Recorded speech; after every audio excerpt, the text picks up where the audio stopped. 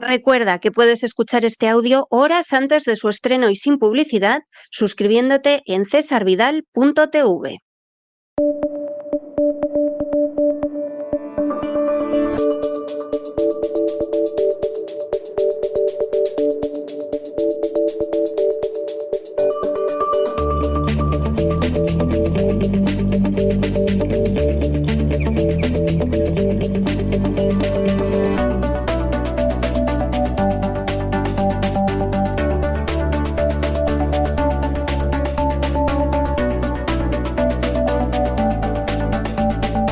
Despegamos con Lorenzo Ramírez. Corremos raudos y veloces hacia nuestro avión, atravesamos el umbral, nos tiramos en planchas sobre los asientos, nos abrochamos los cinturones, despegamos y nos vamos elevando por los aires hasta alcanzar nuestra altura y nuestra velocidad de crucero. A mi lado, don Lorenzo, ¿qué hace usted vestido como Gandhi? ¿Piensa marcharse a la India? Tiene usted mejor cuerpo que Gandhi, ¿eh? Eso ya se lo reconozco yo sin que me pongan una pistola en el pecho, ¿eh? O sea, las cosas como son, le queda a usted bien la sábana esta, el dhoti, pero en fin, ya me explicará esta afición suya india de los últimos tiempos, me tiene usted desconcertado. En el Ganges no me voy a bañar, se lo digo ya, ¿eh? Bueno, yo he tenido la oportunidad de estar en el Ganges. ¿Y qué tal? Cuéntame. Y bueno, fíjese cómo será la cosa, que te dicen que te puedes bañar con toda tranquilidad porque tiene tal grado de contaminación que ha matado a cualquier bicho que te pueda morder, ¿eh? Las aguas son de un color chocolate. O sea, Sí. yo he visto chocolates con menos color chocolate. Y yo he cruzado el Ganges, además al amanecer, y en una barca, que a mí el miedo ya no me daba el Ganges, sino que si me hacía el más mínimo arañazo en aquella barca, vamos, me moría de una septicemia. Podría estarle horas hablando de mis experiencias en el Ganges, pero dejémoslo ahí, pero sí, porque he tenido varias además, pero le puedo asegurar que desde luego los que se meten en el agua en el Ganges y no para de meterse gente en todo momento, de verdad, para mí tienen, pero una confianza ciega en el dios, en el dios Ganga, claro, en el dios Ganges, porque verdaderamente meterse ahí, vamos, yo estoy convencido que se mete usted en cualquier alcantarilla de cualquier ciudad y lo que cruza por ahí está menos contaminado que el Ganges, ¿eh? Pues vamos a hablar un poquito de India, porque una vez que se cierra el capítulo con China temporalmente, también tengo que adelantar, ahora vamos a explicarlo un poco, India va a estar en el disparadero, de hecho lo está ya, en esa pistola arancelaria de Donald Trump. Hoy, sin ningún lugar a dudas, la noticia es esa reunión entre Trump y Xi Jinping. Se ha producido en una base de la Fuerza Aérea de Corea del Sur, bueno, muy cerquita del aeropuerto de la ciudad de Busan. 1 hora y 40 minutos han estado ambos. Bueno, pues anuncian que ambos se comprometen a detener el intercambio de golpes en la guerra comercial, al menos durante un año. En principio había dudas sobre si ese año afectaba solo algunos de los elementos del acuerdo, pero evidentemente pues ahora ya han pasado algunas horas y tanto la Casa Blanca no quiere admitirlo claramente, pero Pekín también ha sido al respecto. En principio es una prórroga de un año que se suma a otras prórrogas que se han producido anteriormente. Recordemos que ahora en mayo vencía la última de las prórrogas, con lo cual se dan un año de plazo. Pekín pospondrá la entrada en vigor de los nuevos controles a la exportación de tierras raras, es decir, la gran victoria, queremos denominarlo así, de Trump es conseguir que se retiren estos controles que no existían antes de la amenaza arancelaria de Donald Trump, es decir, han sido puestos posteriormente, con lo cual aquí no habría ganancia ninguna, pero en todo caso, pues evidentemente esto es lo que vende Washington, esas tierras raras que, como ya hemos explicado tantas veces, pues son esenciales para alimentar todo tipo de tecnología, desde los demandados semiconductores, los chips más avanzados, hasta aviones militares, que, bueno, pues sin esas tierras raras el Pentágono no podría tener a punto los suministros que le entregan las compañías del complejo militar industrial. A cambio, Washington retira la amenaza de aranceles adicionales. Recordemos, había puesto Trump en el 100% en esa escalada. Y Trump dice que el tema de las tierras raras está resuelto, pero hay que precisar que está resuelto, entre comillas, durante un año y siempre y cuando Estados Unidos no apruebe nuevas medidas coercitivas contra China. Que eso está por ver, porque puede aprobarlas en otra materia que no sea la comercial, o, y este es el gran punto negro que yo veo aquí, del que nadie quiere hablar, y que tampoco le han preguntado a ninguno de los dos líderes. Desafortunadamente, pues yo no he podido estar allí tampoco para plantear esta cuestión, tampoco sé si me hubieran dejado. La cuestión es si Estados Unidos llega a acuerdos con terceros países, con otros países que no sean China, y les exige precisamente imponer algún tipo de ruptura, tanto en el ámbito comercial como en el ámbito estratégico, bueno, pues entonces China puede considerar que también es un ataque a su política y por lo tanto también podría volver a plantear la amenaza de las tierras raras. El caso de Argentina no es el único. El caso de Argentina quizás sea el más evidente, junto con el de Reino Unido, donde se han llegado a unos acuerdos para pues ir rompiendo lazos comerciales con China. Pero una cosa es que un gobierno no quiera hacer negocios con China porque decisión propia, y otra cosa muy distinta es que en un contrato o en un pacto arancelario, en este caso con Estados Unidos, se comprometa a no hacerlo bajo pena de sancionar a las propias empresas de su país. Que esto ya estamos hablando de un nivel de injerencia que nunca se ha visto en el mundo occidental, ¿no? En el oriental yo creo que tampoco, pero siempre me curo un poco en salud diciendo lo de occidental, ¿no? Sí, sí. ¿Qué ha dicho Xi Jinping? Dicen, miren, el desarrollo de China no contradice la visión estadounidense de que América sea más grande. No lo ha llegado a decir claramente el tema del dólar, pero podía haber añadido, ¿quién es el mayor comprador de dólares del mundo? Vendiendo mis productos yo estoy comprando dólares. Soy Sí, yo. sí, exacto. ¿Quién es el mayor propietario de dólares del mundo fuera de Estados Unidos? China. Entonces, evidentemente, que si América es más grande, sobre todo la economía financiera, no, pues eso le puede permitir a China también tener esos dólares. Aquí hay que diferenciar un aspecto fundamental y que no termina de entender el personal. Es decir, China lo que quiere es crear, y en ello está, un modelo monetario alternativo en torno al yuan, respaldado de forma indirecta por el oro, por eso está comprando oro desde hace mucho tiempo, y crear mecanismos de transferencias financieras que puedan permitir a países que no quieran usar el sistema eurodólar usar el suyo. Pero sin machacar el sistema eurodólar, porque también depende de él en buena medida, y también ayuda utilizando dólares a países del entorno chino con el que pueda firmar acuerdos. El otro día comentábamos un ejemplo, un país africano, donde se le ofrecen directamente los dólares para que pague su deuda con Estados Unidos y luego a cambio se endeude en yuanes. Para eso necesitas tener dólares. Entonces es un sistema que requiere, sobre todo, el déficit chino en este punto sería una industria bancaria financiera del tamaño de la que tiene Estados Unidos y Londres, la City Wall Street, como quieran denominarlo, y en ello está. Entonces Xi Jinping no quiere ir a una confrontación de ese tipo ahora. El Tesoro de Estados Unidos sí quiere una confrontación porque dice, cuidado porque claro, si esto sigue creciendo, poco a poco voy a tener menos posibilidades de ganar esta batalla.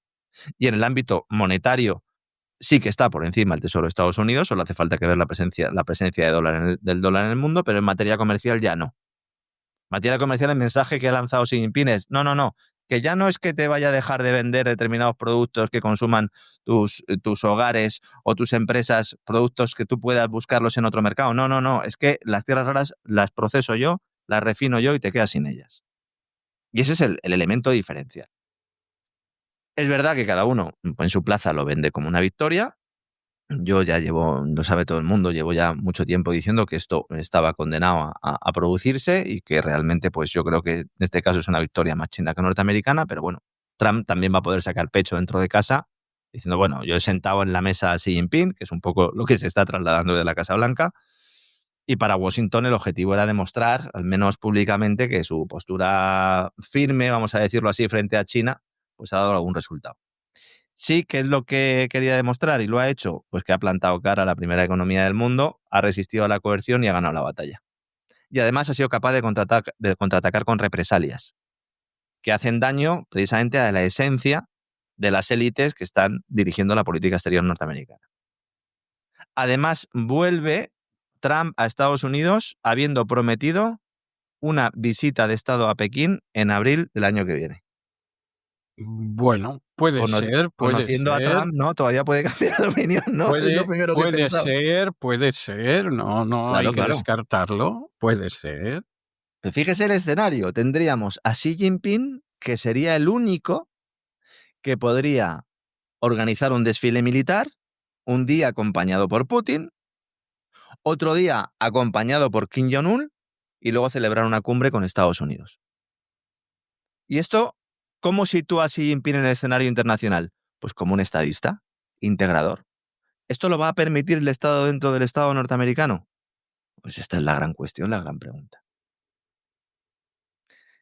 Le preguntan a Trump si han hablado de algo más que no sea de aranceles y dice él, no hemos hablado de Taiwán. Fíjese qué cambio también, ¿eh? ¿Cómo llegó Trump con el tema de Taiwán, con Marco Rubio de la mano? Taiwán era innegociable, había que ir a una confrontación total en Taiwán. Pues al final se acabó amenazando a Taiwán con aranceles. Taiwán tiene la empresa más importante de semiconductores del mundo, TSMC. No han hablado de Taiwán. Y sobre la guerra en Ucrania, sí. Ha dicho Trump que están Pekín y Washington trabajando juntos para que se termine. Con los chinos trabajando juntos para que se termine. Muy bien, muy bien, muy bien, muy bien. Sí, no ha llegado tan lejos. Marco Rubio, ¿qué ha dicho esto? Como aquel anuncio, recuerda usted de aquel viejecito que oía cosas que pasaban y al final acababa diciendo aquello de ¿y Franco qué ha dicho esto? Pues igual. La última frase era, ¿no? La del, bueno, no, esa era la de Franco y luego había otra que era ¿y el Madrid qué? Otra vez campeón de Europa. Exacto. Cuando el Madrid no ganaba Copa de Europa, ahora que otra vez la gana, pues ya a lo mejor ese anuncio no serviría, ¿no? Pero evidentemente el anuncio tenía su gracia. Sí, está muy bien. Claro, porque el viejecillo recordaba, aparte de Franco, las 6 copas del Real Madrid. Una parte de ellas en blanco y negro, ¿no? Y entonces, bueno, esa era un poco la idea en aquella época en la que el Real Madrid no era capaz de ganar una Copa de Europa ni a tiros. A ver, en el terreno comercial, China y Estados Unidos ya cerraron una tregua inicial en la primera reunión en Ginebra en mayo del 2025. Luego se fue ampliando por los equipos negociadores, en los cuales están Besen y el chino Li. Entonces se suspendieron los aranceles impuestos por Trump, que ya iba por el 145%, porque claro, Trump cuando coge carrerilla ya iba por el 145%, los bajaron al 30%, y entonces Pekín los puso en el 125% y los bajó al 10%. Y este 20% de diferencia, bueno, 20% no, 20 puntos de diferencia entre el 30% y el 10%, correspondían sobre todo a los aranceles de castigo relacionados con el famoso fentanilo. Y ya decíamos, ¿se utilizará el tema del control del fentanilo como parte del acuerdo y será una medida de propaganda? Evidentemente. Evidente. Es decir, esta droga sintética que tantos estragos está causando en suelo estadounidense no está causando estragos por culpa de los chinos. ¿Es verdad que Pekín tiene poco control contra los precursores químicos que sirven para fabricar esta droga sintética? Es verdad. Prácticamente ningún país tiene control sobre estos precursores químicos. ¿Se fabrica en China el fentanilo y se exporta de China? No. ¿Se consume masivamente en Estados Unidos? Sí. No le quepa a usted la menor duda. A través de redes en las cuales están implicados ciudadanos norteamericanos a los cuales parece que no se quiere investigar, también. Y por cierto, pasando en un porcentaje elevadísimo, no por México, no por Venezuela, no por otros lugares, no por Colombia, sino por el Canadá. Claro, por Canadá. Bueno, yo no sé si esta va a ser la excusa para invadir el Canadá y ya anexionarlo, que es algo con lo que soñaba Donald Trump al principio de este mandato. Ahora de repente, sin que China haga nada, más que algún anuncio, que a lo mejor dentro de 2 o 3 días salen diciendo vamos a endurecer la campaña contra los precursores. Ya no se volverá a hablar de China sobre el fentanilo y se pasa de un relato en el que China es la que está inundando el mundo de fentanilo a China ya no exporta nada de fentanilo. Bueno, de la noche a la mañana. Pero vamos a ver, es que lo de que China está inundando el mundo de fentanilo, hay que ser tonto de baba para creérselo. O sea, vamos a ver si es que todo el tráfico de fentanilo ha aparecido en este bendito país. Me refiero a los Estados Unidos y además por razones absolutamente codiciosas derivadas de la Big Pharma. Lo que pasa es que en un momento determinado ha crecido tantísimo la demanda de fentanilo porque ya se ha ocupado la Big Pharma de que millones de americanos sean adictos, que claro, ya el mercado legal ha terminado generando un mercado ilegal. Pero eso ha surgido en este país, o sea, culpar de eso a los chinos, no le digo ya a los venezolanos o los colombianos o tal, es que eso es un verdadero disparate. A ver, hay cárteles de la droga, algunos de ellos en México, que utilizan precursores chinos para fabricar el fentanilo. Pero Bien, de la bien. misma manera hay carteles en Canadá, pero es que, Sí. que cojan ustedes un mapa, es decir, ¿cuáles son los dos países con los que Estados Unidos tiene frontera? ¿No? Pues ya Efectivamente. está, pues si tenemos el país que más consume del mundo, pues evidentemente, ¿por dónde va a entrar? Pues por los dos países que son vecinos, evidentemente. Hombre, hay otras vías, por ejemplo, ha habido una época en que la península de la Florida era un Sí, lugar sí, muy goloso, Con Barry Seal. sí, para meter droga, era un Claro, lugar muy claro. goloso Era, para don meter César, droga. era. Bueno, y seguramente lo sigue siendo, y era droga que en muchos casos venía de Colombia, pero era otra droga, no era el fentanilo, Y con era las grandes fundamentalmente la entidades cocaína. financieras norteamericanas blanqueando todo lo que había. Bueno, los bancos de la Claro, Florida sin ningún problema en hacerlo, ¿eh? claro. O sea, Scarface bueno, y alguna entidad financiera española también, ¿eh? también, Implicada, ¿eh? No, no, es que es así, claro.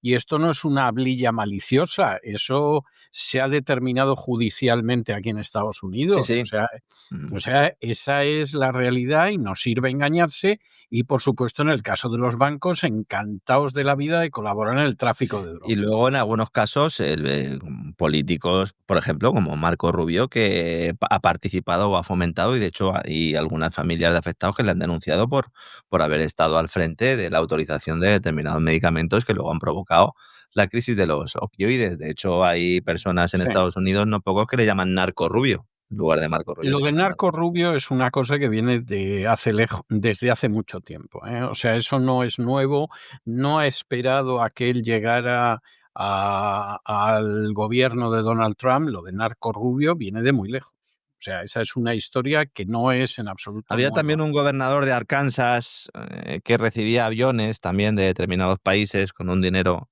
de la venta de droga que luego se utilizaba para financiar al ejército de Estados Unidos, un joven gobernador.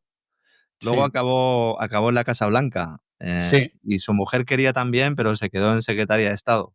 ¿Le sí. sonará a usted? Sí, sí, me suena perfectamente porque, claro, la historia de Clinton, que algún día, yo espero que algún día se escriba una biografía real de Bill Clinton, porque Bill Clinton tiene una biografía, y tiene una biografía que efectivamente merece la pena y que explica mucho de cómo funciona este país. Pero también tengo que decir que es una de esas biografías que no se escriben nunca.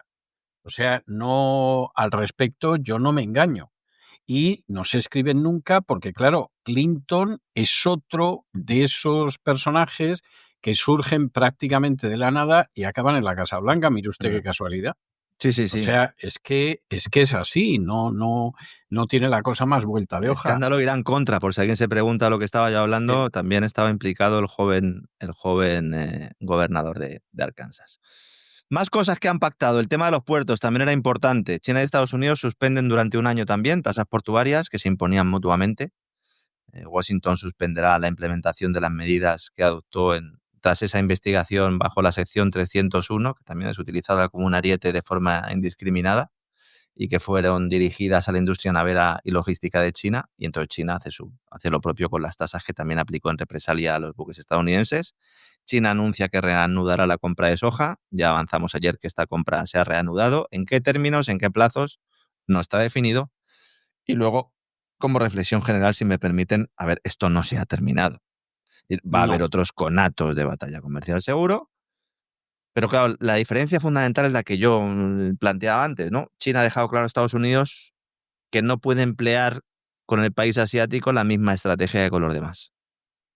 Es decir, nos vamos a pelear, evidentemente en algunos aspectos estamos condenados a entendernos, pero no podemos emplear la misma estrategia con los demás. Deje un momento que cierro la no. ventana porque hay un ruido ahí que a lo mejor le está Sí, llegando a sí, nuestros amigos y sí, sí. no es que se estén yendo las tropas de la OTAN de la zona de donde vivo, No, porque yo no estoy no. cerca de Rumanía, luego a lo mejor hablamos un poco de eso. India también. Importante. Lo decíamos antes al principio. Vamos a ver. Trump hace un par de días salió públicamente y dijo que había evitado una guerra entre India y Pakistán, él, al amenazar a ambas naciones con un arancel del 250%. Esto es una trampada más, ¿no? Porque claro, De todas formas, Donald Trump dice unas cosas a veces que causan trampadas, son sonrojo. trampadas. Son trampas. Y en este segundo mandato más, porque en el primer mandato, y yo tengo que decirlo, yo creo que estuvo hasta prudente y comedido, a pesar del ataque que tenía de los medios, que era feroz, pero estuvo bastante prudente y bastante comedido, porque yo creo que soñaba con un segundo mandato y entonces diría, bueno, pues cuando llegue el segundo mandato ya veremos lo que hago, en este voy a ser prudente. O sea, estaba muy moderado. En este segundo mandato es que dice unas cosas que te quedas pero absolutamente pasmado. Es que son comentarios de bar. Sí, totalmente. O sea, ya no es que sean Totalmente. estrategias negociadoras, te pego una voz y tal, porque yo quiero conseguir y de alguna manera te achanto, intento No. amenazarte, dejando caer que a lo mejor no cumplo con la amenaza, pero arrieros somos y en el camino nos encontraremos. No, son comentarios de bar, No. que parece que se le acaban de ocurrir en ese momento y ya yo la verdad es que no lo sé si se le ocurre en ese momento, Es no que lo sé, es que no lo sé. a mí me recuerda mucho a ese personaje que usted sabe que se prodiga tanto en bares y cafeterías en España, que suele empezar sus ideas El geniales cuñado. con una frase que dice: yo de esto no entiendo, pero yo creo que se solucionaría de tal manera. Y entonces, después de confesarte que no sabe nada de economía, de sanidad, de empleo, de lo que sea, te da su receta mágica para solucionarlo. Entonces, Donald Trump no dice eso. O sea, Donald Trump te dice, esto se va a solucionar así. Y si no se soluciona, los matamos. Y te quedas absolutamente pasmado, porque además él, desde luego, no te va a decir que de eso no entiende. O sea, todo lo contrario. No, de matar sí. De matar sí. Intenta crearte la idea de que más que él no entiende nadie de lo que pasa sobre ese tema. Lo de Donald Trump, este segundo mandato está siendo desatado, pero además con el gran problema de cómo está triturando el movimiento MAGA, hasta tal punto, fíjese usted, que ya se está diciendo que la misión de Donald Trump ha sido liquidar el movimiento MAGA. Bueno, eso es algo que en el gran reseteo en cesarvidal.tv estuvimos analizando, sobre todo cuando nombra al equipo de gobierno y también después de todo lo que sucedió después de aquella fatídica fecha del 6 de enero, cuando se montó la que se montó delante del Congreso y cuando Trump traicionó a todos los que habían ido ahí para defenderle como presidente de Estados Unidos. O sea, yo creo que eso comienza el día 7 de enero. No el 6, pero sino el 7 de enero. Hay opiniones al respecto, pero Sí, yo claro. desde luego le puedo decir que hay gente absolutamente convencida de que realmente la misión fundamental de Donald Trump es acabar con el movimiento MAGA. Bueno, fíjense que... Y efectivamente... Y usted está ahí de primera mano, porque yo aquí al final estoy aquí en Madrid. Según los que afirman esto, efectivamente esto no tiene vuelta de hoja. O sea, hay una idea de que efectivamente Donald Trump está puesto para acabar con el movimiento MAGA, porque el movimiento MAGA se ha ido dando cuenta de muchísimas cosas ya en el primer año. Caballo de Troya. Ya en el primer año. El caballo de Troya. Al final esa es la estrategia más vieja también que el hilo negro. Bueno, sale Trump y dice, no, si India y Pakistán no están en guerra ahora mismo porque yo les amenacé a los dos con aranceles del 250%, automáticamente pararon. Es verdad que ha hecho afirmaciones similares sobre advertir a ambos países de una paralización comercial durante los ataques militares. Y India esto lo ha rechazado. Hasta ahora lo había rechazado sotoboche. Ahora ha salido el ministro de Asuntos Exteriores y ha dicho que ¿qué está diciendo Trump? Que Modi tuvo una llamada de teléfono el pasado junio muy extensa, que en ningún momento discutieron nada sobre el comercio entre Estados Unidos y la India, ni sobre una mediación estadounidense durante el conflicto que se llevó a cabo, y que dejen de tratarlos como imbéciles, básicamente, ha dicho el ministro. Bueno, es que, vamos a ver, es que esta es otra de las cosas bastante serias.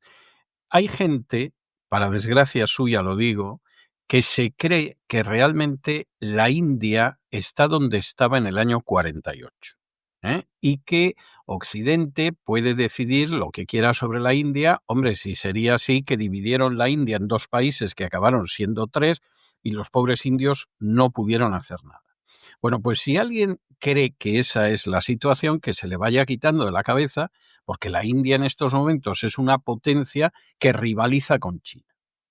No tiene la coherencia de China, no tiene la solidez de China, tiene un problema de corrupción enorme que no hay en China, tiene un problema de falta de cohesión social y de diferencia social que tampoco hay en China, Bueno, de hecho pero tiene una desigualdad mayor que la de China cuando China venía de un sitio peor. Es decir, exactamente, China les ha exactamente, adelantado, mientras que ellos no son capaces de solucionar su problema en buena exactamente. medida por el sistema de castas, ¿no? Efectivamente, es decir, ellos tienen un problema y además un sistema de castas que yo lo he hablado con indios ilustrados desde hace muchos Ujú. años y cuando llegabas a ese tema te decían, bueno, pues si es que el problema es que al final la única gente con la que tratas es la de tu casta, te acabas casando dentro de tu casta, porque finalmente no tratas con gente de otras castas.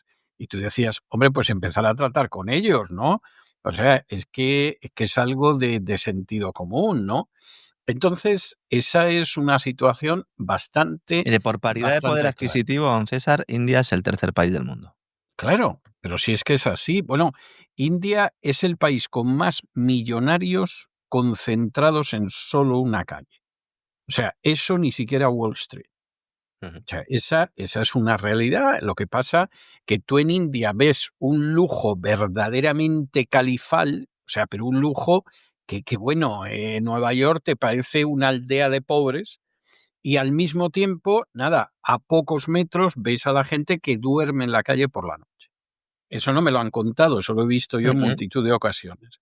Entonces, claro, ahí hay un desequilibrio que no se da en China, ni de lejos, Que eso además es ni de lejos. esa tendencia de crecimiento, porque yo, prácticamente toda mi vida profesional, cuando veía, las perspectivas que planteaban muchas consultoras de crecimiento económico, pues siempre se ponía a India y China como los grandes países que iban a ir creciendo con sus dificultades, pero que se iban a ir posicionando, y esto era algo que estaba más o menos asumido. Lo que pasa es que a raíz, sobre todo, de la intervención militar rusa en la guerra ucraniana, en la guerra civil ucraniana, a partir de ese momento, India empieza a aprovechar su oportunidad como bisagra.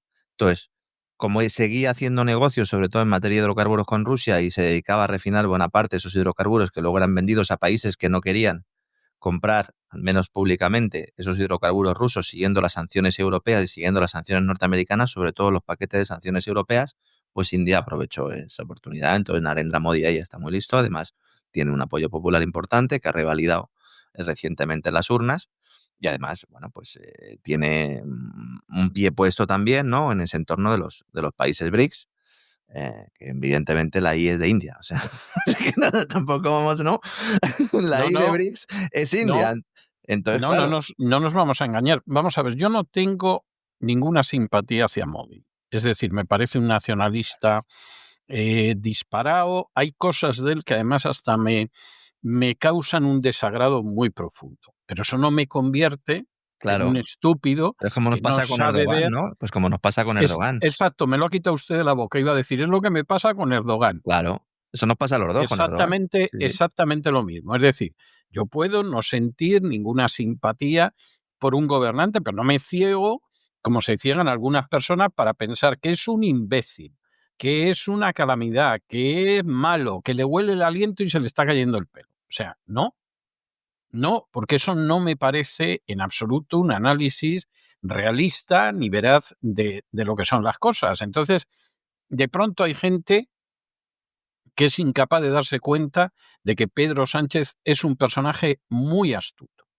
Y entonces, si no dices que además es tonto de capirote y Ujú. que está a punto de morirse, resulta que eres partidario de Pedro Sánchez. No, no, ni mucho menos. Ah, pero es que usted encima le encuentra virtudes. No, hay cualidades del personaje que no se le pueden negar.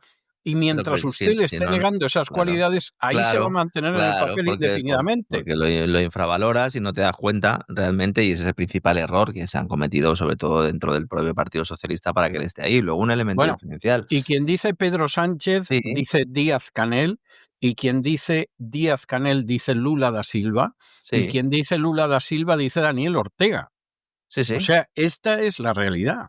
Sí, sí, así es, ¿no? Entonces, en este contexto, bueno, pues tenía que negociar India con Estados Unidos.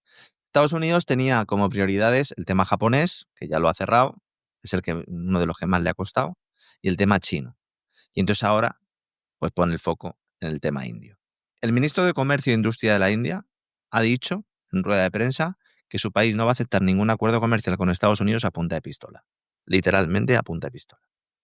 Porque ya han salido algunas informaciones donde dicen que se están produciendo avances en conversaciones con Estados Unidos para resolver la disputa arancelaria, y el tono que se está trasladando, sobre todo en medios norteamericanos, de cómo se están produciendo esas conversaciones, no dejan nada bien al gobierno de Modi. ¿Esto quiere decir que el gobierno de Modi no esté aceptando en estas reuniones? No lo sabemos, no sabemos lo que pasa ahí dentro, sabemos lo que está sucediendo fuera.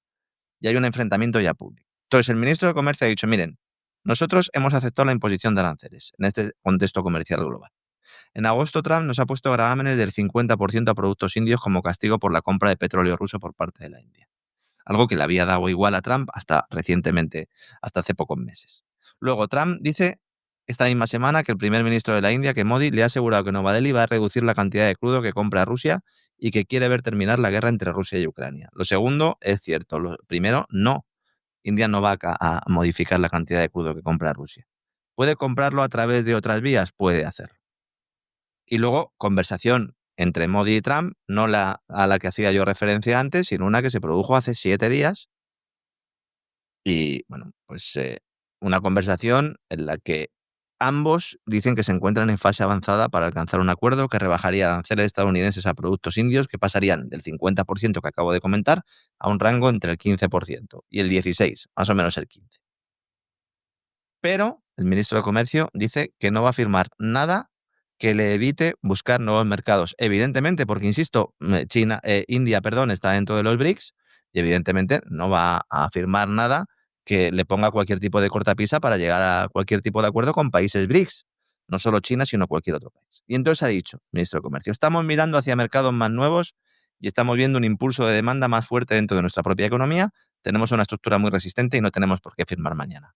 Y hace muy bien. Sí, es que es lo que hay que hacer. Hace muy bien, porque es lo que hay que hacer. Sí. Y además dice, y estamos hablando con Japón, con Qatar y con países de la Unión Europea. Bien. Automáticamente sale Financial Times y acusa a la India de comprar petróleo ruso de forma ilegal. Automáticamente. Y nos dicen que hay un buque indio que ha comprado petróleo ruso transportado en buques incluidos en la lista de sanciones.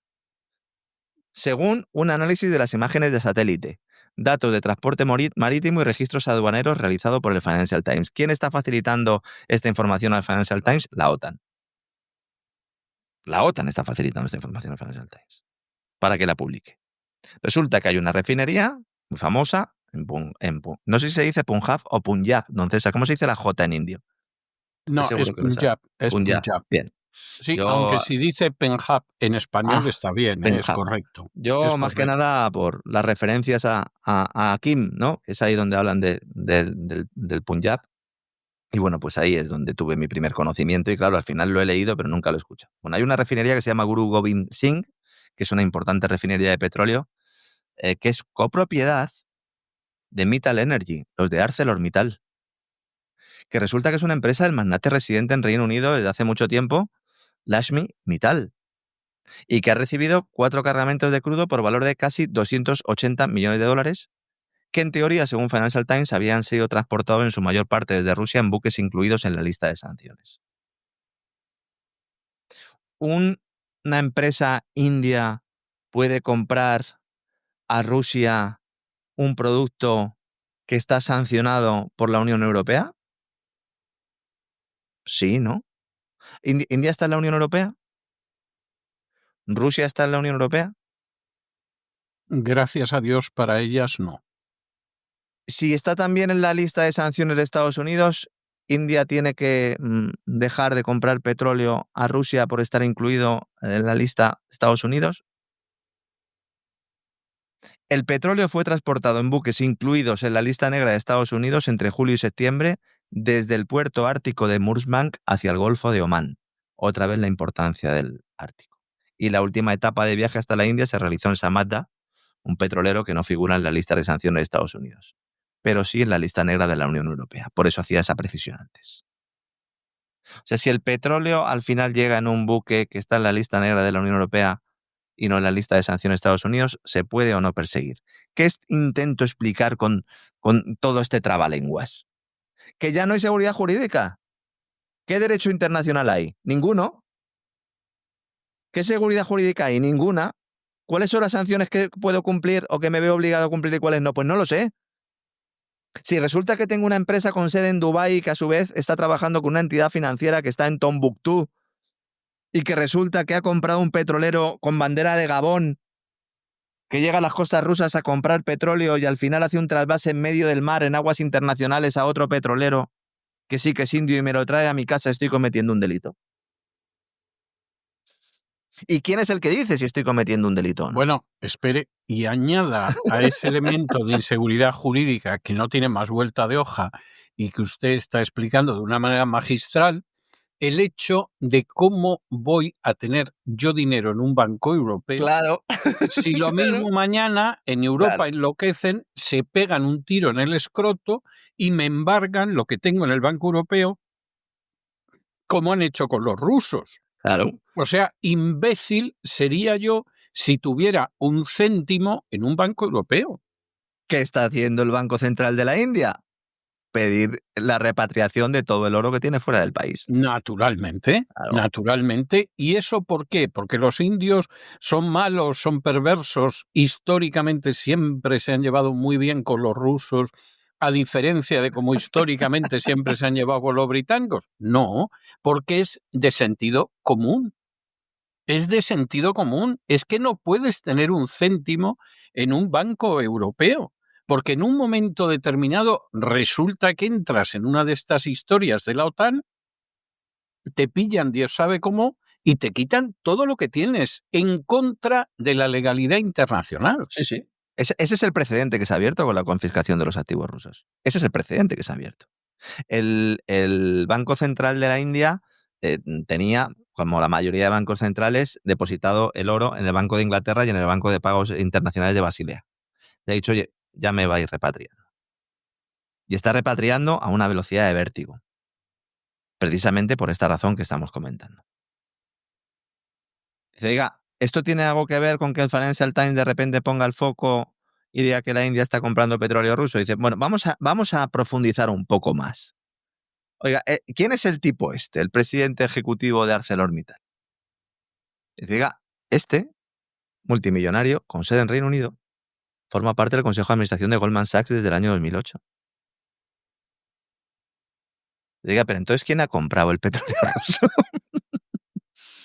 ¿Compra una empresa de un tipo que está sentado en el Consejo de Administración de Goldman Sachs? ¿Esto va a tener alguna repercusión en el trabajo que hace este hombre para...? Esta es otra. Claro. O sea, es que esa es otra que tú dices, pero bueno, es que esta gente va a calzón quitado, pero aparte de ir a calzón quitado, es que parece que se piensa que todos somos idiotas. Y luego dice, oiga, pero en realidad, ¿cuál es la empresa que ha comprado el petróleo, no la intermediaria? Pues una empresa conjunta entre parte de este grupo Mittal, que insisto, ArcelorMittal es famosa en España, es la acerera, Sí. Mittal, y Hindustan Petroleum, que es una empresa estatal india. Y cada uno tiene una participación del 49%. El 2% restante está en manos de instituciones financieras.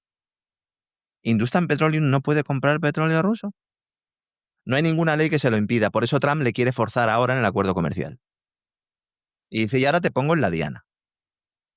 Y llamo a Starmer y le digo, oye, te vamos a pasar esto al Financial Times y que lo publiquen mañana. Por cierto, todo esto viene por las sanciones a Rosneft y Lukoil, las dos principales productores de petróleo de Moscú, que pues precisamente en ese giro nuevo de 180 grados de Trump, pues hace pocos días decidió sancionarlas a estas empresas, en realidad a las empresas que hacen negocios con estas empresas, porque a Lukoil en sí y a Rosneft no las puede sancionar. Salen los alemanes, llaman al Tesoro de Estados Unidos, esto parece un chiste, pero es completamente real. Diga, pero que si es que nosotros tenemos una filial aquí de la petrolera rusa Rosneft en Alemania y es que la necesitamos para suministrarnos hidrocarburos. Y entonces dice el Tesoro de Estados Unidos, ¿ah, sí? ¿No fastidies? Sí. Y dice, pues no te preocupes, la petrolera Rosneft sí puede seguir operando en Alemania, es el único país donde puede seguir operando. Sí, pero y esto no me lo digas de viva voz, dice, no te preocupes que te voy a mandar una cartita para que quede constancia. Es decir, Rosneft Alemania está excluida de las sanciones impuestas a todas las demás filiales de Rosneft en el planeta. Es que es absolutamente... No, es un delirio. A mí se me han acabado los adjetivos ya desde hace mucho tiempo, se me han acabado. Luego es un delirio, el tema pero de luego imagínese usted aquí lo que es la hinchada todavía absolutamente fanática de Donald Trump, que se cree que esto de los aranceles funciona. Ah, bueno, sí, lo están pagando En fin. ellos, fíjese si funciona. Totalmente, efectivamente. Entonces, Claro. aquí todavía hay gente que piensa que la historia de los aranceles funciona, porque que esto se lo pudieran creer al principio, pues hombre, tenía cierta lógica, pero que a estas alturas todavía estés con eso, es que tú no te enteras de lo que va la vida, o sea, no tienes ni idea. Claro, hay otros del movimiento MAGA que esos se han espabilado. Y esos están, esto definitivamente no puede ser. O sea, definitivamente no puede ser. Pero no le quiero contar los que piensan que los aranceles funcionan. Chico, funciona. ¿Usted en qué mundo vive, hombre de Dios? Además se sirven luego para justificar todo tipo de relatos económicos, todo tipo de falacias. Miren, si es que no hay que darle muchas vueltas, si hay aranceles a productos extranjeros demandados por hogares y por empresas estadounidenses y esos productos tienen aranceles y se venden más caros, van a pagar en la factura esas empresas y esos hogares estadounidenses la factura de los aranceles. Ya está, si es que no hay más. Sobre todo en productos, en bienes y servicios que no tengan una alternativa. Y precisamente pueden no tener una alternativa porque a pesar del arancel el precio sigue siendo bajo en comparación con otros con productos de otros orígenes, de otros países, incluso de factura norteamericana, y en otras ocasiones porque no hay, que es lo que sucede en el caso de las tierras raras o en el caso de los chips, le pasa al revés a China con Estados Unidos. Hablando de pasta, reunión de la Reserva Federal. Se confirma lo que avanzábamos aquí, baja tipos, un cuartito de punto, todo el mundo lo esperaba, sale Jerome Powell, dice, oiga, que aquí todo el mundo está diciendo que también los vamos a bajar en diciembre, pero ya veremos, ¿eh? Ya veremos. O sea, no lo den por descontado, porque claro, están ustedes aquí todos celebrando una baja de tipos. Jerome, ¿vas a bajar los tipos en diciembre? Seguro. Pero, O sea, hombre, seguro.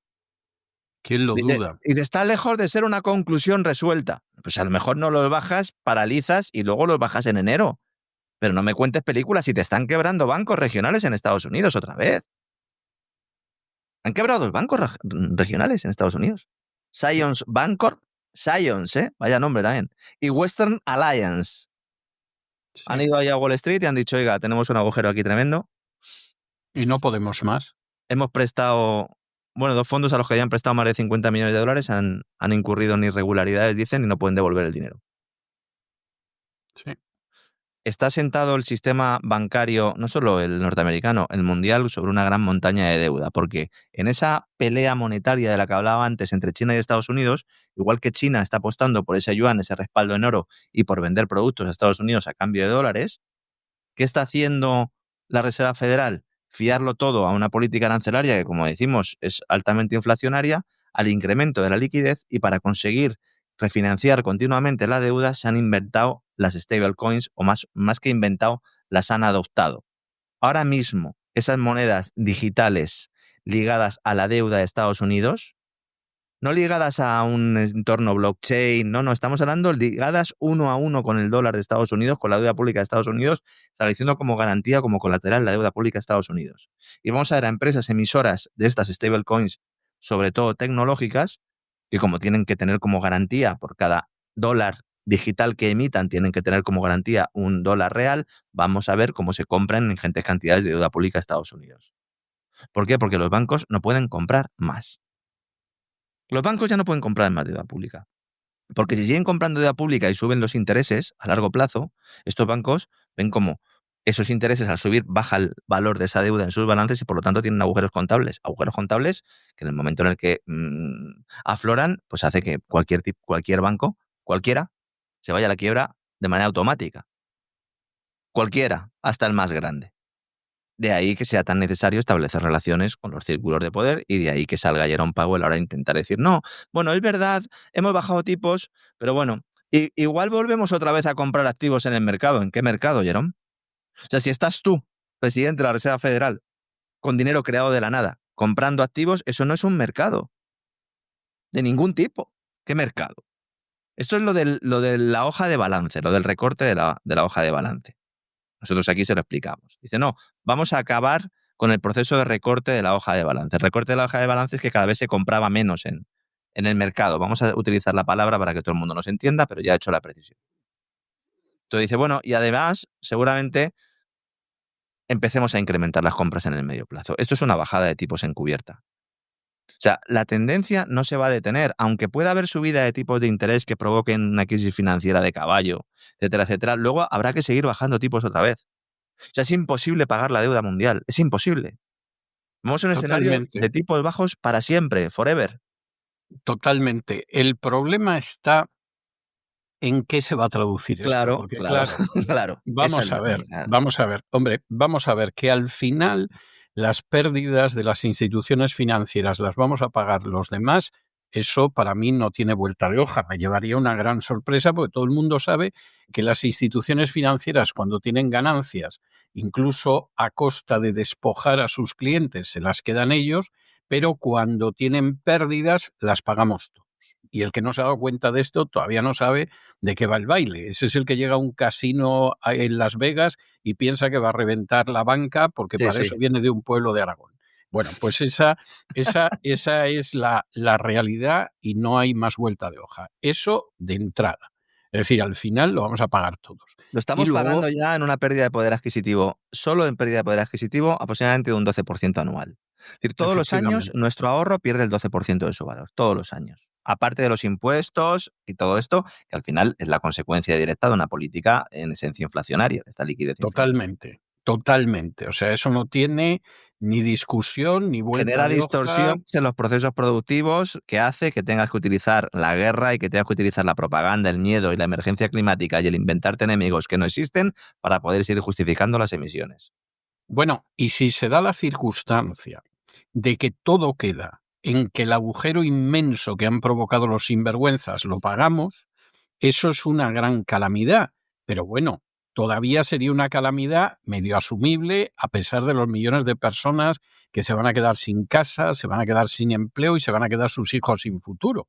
Pero si para arreglar esto resulta que deciden que nos meten en una guerra, que es una de las hipótesis que Es lo que se ha manejan hecho algunos de siempre, es ellos lo que se ha hecho siempre. exactamente, Sí, bueno, pues ya se puede usted imaginar claro, que lo que se nos viene encima es claro. absolutamente de bigotes. Es decir, pues aquí lo que sucede es que les vamos a meter en una guerra para que se enteren ustedes, ¿eh? Y entonces, pues todos están contentos porque vamos a hacer un negocio con la guerra que vamos, va a temblar el misterio, qué alegría tan grande. La Y eso falacia de ya la sería ventana rota, ¿no? Que es en lo que se basa exactamente, luego el tema de las reconstrucciones. Dice, no, rompemos la ventana, exacto. pero claro, luego hay que llamar a un operario y Sí, entonces el operario te la construye otra vez o te la arregla y eso pues luego sí, hace que el operario cobre un dinero y también tiene ese dinero para luego invertir por ahí. Dice, ya bueno, sí, pero ¿quién ha pagado la ventana? O exactamente. sea, la ventana me la ha roto a mí. ¿No? Exactamente, Claro. exactamente. Yo creo que no puede ser usted más claro a la hora de contar la falacia de la ventana rota, que a muchos les gusta muchísimo contarla. Esa es la realidad. Claro, ¿qué pasa? Como yo le he oído contar a más de un político en España, que de pronto le decías, oye, que estáis acumulando una deuda, que esto en algún momento no se va a sostener, que en algún momento la cosa va a hacer crack y no se va a poder sostener. Y entonces te decía, pero con una tranquilidad absoluta que a mí me lava la sangre en las venas, te decía, no, pero si al final la deuda no la va a pagar nadie. Entonces era decir, bueno, pues aquí seguimos jugando y seguimos jugando y seguimos jugando con dinero de los demás, por supuesto, que en un momento determinado, como no va a poder pagar nadie, pues nosotros tampoco vamos a pagar. Y tú le mirabas y tú decías, y este tío es un cargo público. Ahora Y mismo además un cargo público sí. electivo. Razón fundamental de que no haya estallado una crisis financiera que puede estallar en cualquier momento, lo comentábamos el otro día con la bomba de los créditos a las empresas de créditos de alto riesgo, es que lo estamos pagando vía reducción de poder adquisitivo, vía reducción de poder de compra. Entonces, toda esa deuda se está licuando. Todos esos intereses se pagan porque tu moneda va perdiendo cada vez más valor. Sí, Entonces se crea dinero de la nada para ir repagando una deuda basado en un sistema de confianza en que los países van a poder pagar. ¿Qué pasa? Que llegan momentos en los que hay crisis políticas, en los cuales, bueno, pues parece que de repente alguno ve que el emperador está desnudo y de repente pues se focaliza el mensaje en un determinado país, que es por ejemplo lo que está pasando con Francia. Pero si rascamos un poco, en esa misma situación está Reino Unido, podrá estar Alemania, aunque viene de unas finanzas públicas más saneadas, podrá estar España. El otro día hacía usted un editorial sobre la deuda de Estados Unidos. Si Estados Unidos no tuviera el mandato de la OTAN y no tuviera el ejército más potente del mundo, evidentemente Estados Unidos tendría problemas para repagar esa deuda. Evidentemente. Entonces, todo eso al final se va pagando en reducción de condiciones de vida, reducción de ahorro. Pero es que las sociedades han crecido y se han desarrollado como civilización en función del ahorro. Ese ahorro luego se trasladaba a procesos productivos. Esos procesos productivos generaban unos determinados bienes y servicios que luego eran consumidos por esas personas que trabajaban y que participaban en esos procesos productivos. La inyección ilimitada de liquidez destruye todo eso. Es una vuelta a la caverna. Básicamente Sí, es una vuelta a la sí, caverna. sí, Es sí, una sí, involución. sí. ¿Hasta qué punto? No, pues hay familias ya que lo están viviendo. Hay familias que trabajando no llegan a fin de mes y no teniendo prácticamente gastos. Yo tengo un amigo que se parte el pecho, que es un gran trabajador, y bueno, pues el pobre hombre va ahí luchando, va sacando a su familia adelante, pero a mí se me cae el alma a los pies porque este es un hombre que hace 40 años, pues podría incluso pegarse unas vacaciones, no de lujo, pero bueno, Unas y, vacaciones bastante y dignas. podría vivir Sí. relativamente holgado. Y no Sí, puede. incluso a lo mejor hasta tener una segunda vivienda Sí, modesta. sí, sí, una segunda vivienda que, por ejemplo, en mi caso no tengo. Y eso que, pues, en comparación con el sueldo medio, pues, afortunadamente tengo trabajo. Y eso es tristísimo, y la gente Es no se que, da cuenta, es no se que, da cuenta. vamos a ver, la cantidad de gente que yo he conocido. No era el caso en mi familia, pero mm, yo vivía en un barrio que era el Puente de Vallecas, que era un barrio obrero, ni siquiera de clase media. Había gente que podía rozar la clase media, como podía ser mi familia, clase media baja, pero podía rozar la clase media, pero en su inmensa mayoría era clase obrera, como Había se mucha decía en aquel clase media, entonces. media baja, como usted dice, pero Exacto, había mucha, exacto. pero había mucha. Y muchísima gente tenía una segunda vivienda. Es decir, yo he conocido gente que era guarda de una fábrica de vidrio, que aparte del pisito modesto en el que vivían, pues aparte de eso, tenían un chalecito en la sierra, o tenían un apartamentito en la playa o en la Sierra de Apartamento en la Madrid. playa, sí, el apartamento en la playa era relativamente O sea, no eso, habitual, pero sí. pero pasaba con mucha Sí, sí. gente. Bueno, y entraba en casa un salario, ¿eh? O sea, a lo mejor, el padre de familia, junto con el salario principal, tenía algún empleo parcial, como era, por ejemplo, el Sí, caso de mi sí, padre, sí. que aparte de trabajar en el banco y hacer un montón de horas extras, luego llevaba una contabilidad. Durante años llevó una contabilidad para poder pagar mi colegio. ¿M? Porque el sistema de becas era verdaderamente paupérrimo y bochornoso. Digan Bueno, lo que por digan, mucho que luego de ahora verdad. algunos se dan en el Sí, que pecho, ¿no? algunos lo Dicen, digan. Hombre, claro, si eras el hijo de un pueblo de Teruel, del alcalde del pueblo de Teruel, a ti sí te daban la beca, pero porque eras el hijo del alcalde. El resto de los del pueblo, vamos, no tocaban las becas ni con la punta de los dedos. Pero, y sé de quién estoy hablando. Y usted me da la sensación de que también. Entonces, pues esa es la realidad. Bueno, con todo y con eso, realmente la gente podía salir adelante con bastante holgura. Era rarísimo, pero rarísima la familia donde trabajaban los dos, salvo que se diera la circunstancia de que a lo mejor tuvieran un negocio, tuvieran un bar, sí, tuvieran sí. una tienda, etcétera, y entonces sí, entonces ahí la señora ayudaba a despachar Coca-Colas o a despachar filetes, si era una carnicería. Pero lo cierto era que con el padre de familia trabajando, tiraban y conseguían pagar la hipoteca con muchísimos menos sudores que ahora. Eso sí, no les tocaba un piso de protección oficial como les tocó a millones de personas. Y había otras ventajas de este tipo. Esa A situación mí me no tocó un existe. piso de protección oficial y no lo pude pagar. Bueno, pues O fíjese sea, qué bien. fíjese, ¿no? En ese contexto, ¿no? Luego el tema del coche, ¿no? Porque dice, bueno, vivienda cada día más complicado y el coche, vamos a ver, en un momento en el que Bruselas ahora mismo está empezando a decir, cuidado, porque claro, si nos quedamos sin los chips chinos, si además nos cargamos el coche de combustión, toda la industria del motor europea se va al garete, y claro, estamos hablando de muchos millones de euros. Hay que decir que la industria del automóvil europeo está en la UBI, que hay más de 100.000 puestos de trabajo en el aire, sobre todo en los próximos 2 años, y hay voces dentro de Bruselas que están diciendo, oiga, igual nos hemos pasado un poco de frenada, están viendo a ver cómo pueden, sin admitir que se han equivocado, pues dar marcha atrás en algunos de los calendarios sobre el fin de los coches de motor de combustión. Bueno, pues salen España y Francia y envían una carta a Ursula von der Leyen en la que le piden que no dé marcha atrás ni por asomo y que incluso apueste por prohibir los coches híbridos con motor híbrido, que son las grandes estrellas en estos momentos, porque el que quiere tener la opción de combustión y eléctrico a la vez, pues está apostando por los híbridos. De hecho, son los que están manteniendo ahora mismo la demanda. Es impresionante. En Francia y en España, que son 2 países que tradicionalmente el motor ha tenido una importancia capital. Enorme. En el caso de España, yo le puedo decir que durante los 60 eso tuvo una relevancia, pero vamos, me río yo de Detroit. Mire, en estos momentos, a pesar del derrumbe, el 11% del Producto Interior Bruto español depende del automóvil. A pesar del derrumbe. Estamos hablando de 2 millones de personas trabajando de forma directa o indirecta en el sector. Si nos vamos a Europa, Europa es el segundo mayor productor de coches de Europa, España, perdón, es el segundo mayor productor de coches de Europa. Y más de la mitad de los coches que se están produciendo, que se están vendiendo en general en Europa son híbridos.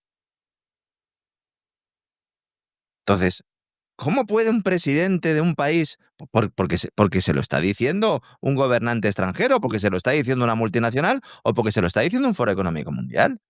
Efectivamente. Y ya está. Y ya está. Dice, no, es que vamos a fomentar las fábricas de baterías en España, ¿no? Volkswagen en Sagunto y Stellantis en Figueruelas. ¿Sabe cuántas baterías han hecho? Ninguna. Ninguna. A día de hoy no se ha producido ni una sola batería en España, ni una. No, pues si tienes algo que medianamente está tirando, pues intenta defender lo tuyo. Ya hemos hablado de la vivienda, hablamos el otro día, hemos hablado del motor, el otro día y hoy también, el recibo de la luz. Y con esto ya vamos acabando. Apagón. ¿Quién va a pagar el sobrecoste? Lo decíamos, los clientes. Pero no de tapadillo. El sobrecoste del modo de operación reforzado, que es como lo ha llamado Red Eléctrica, a esa generación de energía y que lleva aplicando desde el apagón, y que consiste en intervenir el mercado para reducir la presencia de renovable, que manda bemoles, para limitar la entrada de renovables, porque evidentemente el apagón se produjo precisamente por un excesivo volumen de renovables. No dicen, no tuvo nada que ver las renovables. Vale, ¿y cómo lo vais a solucionar? Limitando la entrada de renovables. Estupendo. Pues esto, que ha tenido un impacto relativamente limitado en el bolsillo del consumidor, porque sí hemos visto que progresivamente los precios han ido subiendo, pero no veíamos un componente específico, pues ayer, cuando se cumplían prácticamente 6 meses desde el cero energético famoso, Iberdrola sale y dice, sí, el próximo año ya habré traspasado a mis clientes el 70% del coste adicional. Lo van a pagar los clientes, mis clientes lo van a pagar. En el caso de España, la compañía cifra el coste de esos servicios en 180 millones de euros. Solo desde el apagón hasta septiembre, y refleja solo el impacto de la electricidad comercializada por Iberdrola. Si nos vamos al resto de compañías, estamos hablando de 730 millones de euros de sobrecoste del cual tiene responsabilidad directa Red Eléctrica y las propias compañías que nos van a trasladar el sobrecoste. Vamos a ver, esto lo tienen que pagar los accionistas de Iberdrola. Esto lo tienen que pagar los accionistas de Naturgy y los de Endesa. Y se lo tienen que comer con patatas, porque no operan en un mercado libre, porque son un cártel que se ha beneficiado de los privilegios políticos siempre, y cuando no se ha beneficiado, ha tardado poco en salir a la palestra y lograr beneficiarse. Entre otras cosas, llamando a instituciones financieras extranjeras a que vinieran a cantarle las 40 al presidente del gobierno, con independencia del partido que fuera. De igual manera que el desarrollo y la implantación de la red eléctrica lo tienen que pagar los accionistas de las compañías eléctricas. Porque para eso en nuestra factura tenemos un 60% de lo que pagamos son impuestos y peajes, coste regulatorio. Bueno, pues no lo van a traspasar. ¿Y sabe usted lo que podemos hacer para evitarlo, don César? Nada. No podemos hacer nada. Si hubiera competencia efectiva, podría haber una compañía que dijera, oigan, miren, nosotros no vamos a trasladar este coste y además vamos a aprovechar para hacer una campaña y vamos a captar nuevos clientes y vamos a defendernos o vamos a plantear o presentarnos en el mercado como una compañía que hace las cosas distintas. ¿Lo van a hacer? No. ¿Por qué? Porque son un cártel. Exactamente. Es que a mí me mata cada vez que oigo hablar del libre mercado, porque lo del libre mercado no sé dónde será. Parece que siempre acabamos igual, pero es que es así. Pero es que es Es así. que es un cártel. Vivimos en economías cartelizadas. Cartelizadas porque si hubiera algún tipo de mecanismo de mercado, este tipo de prácticas no se pueden asumir porque realmente puede surgir otro que ofrezca un servicio mejor que el que están ofreciendo estas. Es que es más, por ejemplo, donde yo vivo, para que nos entiendan sobre todo gente que vive fuera de España. A mí, la electricidad, a mi edificio la da Iberdrola, pero yo la tengo contratada con una comercializadora. Esa comercializadora lo que está haciendo es adquirir la energía de Iberdrola. Es decir, Iberdrola va a seguir suministrando la energía, ¿sí o no? Sí. De hecho, me llaman de vez en cuando, porque claro, como tienen mis datos, porque dan suministro a mi domicilio, me llaman para decir, oye, cámbiate de compañía. Y ya les he dicho, mira, que no quiero dar un duro más o un euro más a la compañía del señorito Galán. Y quien dice el señorito Galán, dice Reynés el de Naturgy, o dice Endesa, que es propiedad de los italianos. O dice Repsol Energía, que también cuando me olvido de ellos me dicen, oye, que nosotros también damos electricidad y es verde, sí, igual de verde que la de los otros, exactamente igual. Verde de esa que rascas un poco y es más negra que el sobaco de un grillo. Pues en esa estamos. Y luego Sánchez, que se va a Inglaterra, a Reino Unido, y dice, no, si desde que yo estoy gobernando el precio de la luz ha bajado. Pues será el que pagas tú. A él con seguridad Claro. le ha bajado porque no paga nada y debe de estar encantado de la Y vida. eso que la Moncloa hay gasto energético. ¿Sabe usted que Zapatero puso unos sanitarios de estos que cuando uno termina de miccionar a través de un sistema eléctrico precisamente se limpian solos y tal? Sí. Yo no sé, entre eso y lo de los bonsáis, ¿no? Yo creo que... ¿Recuerda usted cuando decía Zapatero a un líder extranjero en el pasillo? Zapatero no tenía ni pajolera idea de inglés, intentándole explicar al líder extranjero que Felipe González le gustaban mucho los bonsáis, decía, in the last government, everyday bonsai. Exactamente. La cosa no tiene discusión y en fin. Hay cosas que no cambian, don César. Bueno, pues esta es una de Hay ellas. cosas que no cambian, efectivamente. Usted lo ha dicho. Tiene toda la razón del mundo. Mañana presentaremos un poco el contenido de este sábado, que vamos a hablar un poquito de la censura en Internet y de chat control y de cómo la pinza a Estados Unidos y Europa pretende seguir avanzando en recorte de nuestras libertades, un tema que interesa a todo el mundo, especialmente a los oyentes de nuestro programa, que consumen precisamente el mismo y que hacen uso de él a través de las tecnologías. Don César, mañana daremos más detalles. Y seguro que lo vamos a pasar de maravilla. Hasta mañana, un abrazo muy fuerte. Hasta mañana, un fuerte abrazo, don César.